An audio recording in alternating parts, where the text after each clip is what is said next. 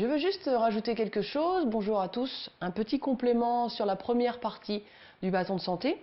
Alors la première chose, c'est j'ai fait exprès de changer ma tenue pour vous dire qu'en fait on peut prendre la tenue qu'on veut. Il n'y a pas besoin justement de mettre une tenue de sport, mais une tenue quand même où on est relativement à l'aise. Si vous avez un jean souple, vous pouvez l'utiliser. Alors les questions qu'on m'a posées, des détails que j'ai omis de préciser. Donc la première chose, c'est par rapport à la posture des genoux.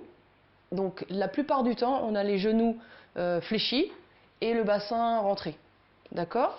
Donc je vais faire très très vite les exercices, petite posture, moyenne posture, grande posture, en accéléré pour vous montrer. Donc voilà, en fait, j'ai les genoux légèrement fléchis et j'ai pas le bassin en arrière, sinon ça va trop tirer sur mon dos.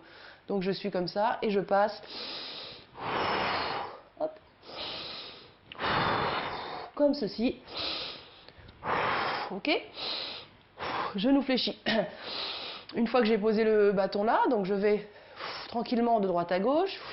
Et pareil, je l'ai dit que sur la fin, mais pour les plus à l'aise, je vais directement perpendiculaire à mes genoux de chaque côté. Pour l'oblique, pareil, donc mes genoux sont toujours fléchis dans ces postures-là. La forme yang, les genoux sont fléchis, de toute façon tendus, en fait c'est un petit peu rude pour les lombaires. Donc genoux fléchis et ventre rentré et bassin rentré en rétroversion, c'est-à-dire pubis vers l'avant, comme ceci, voilà, hop.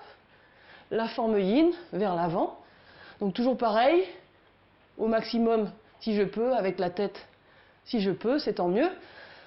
Je monte, je monte, je monte, tout ça c'est la même chose. Pardon pour l'essoufflement.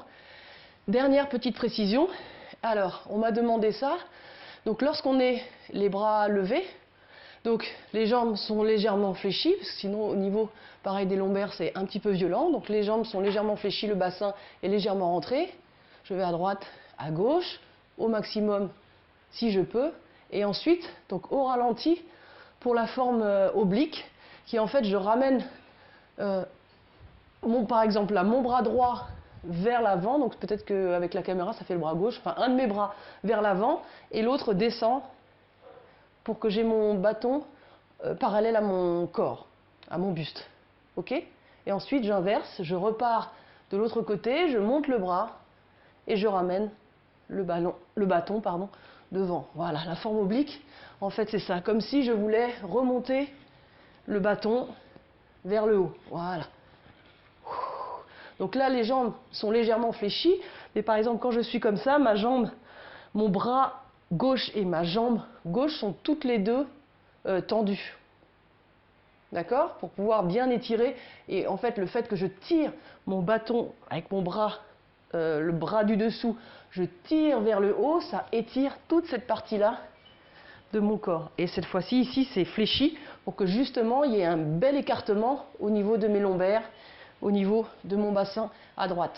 Et je change, voilà.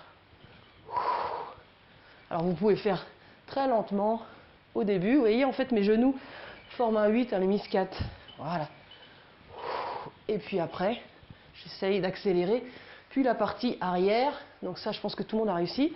J'inspire devant, par exemple, j'expire derrière, dans le sens des aiguilles d'une montre.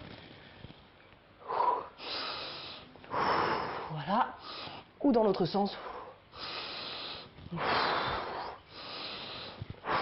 Alors, pour terminer cette partie-là, voilà pour les explications du bâton de santé de la marquise de Dide pour la première partie, des petits détails que je n'avais pas précisés, qu'on m'a demandé. Je suis ravie d'ailleurs, et j'essaierai dans la deuxième partie d'être un petit peu plus claire pour que vous n'ayez pas ce genre de questions à me poser.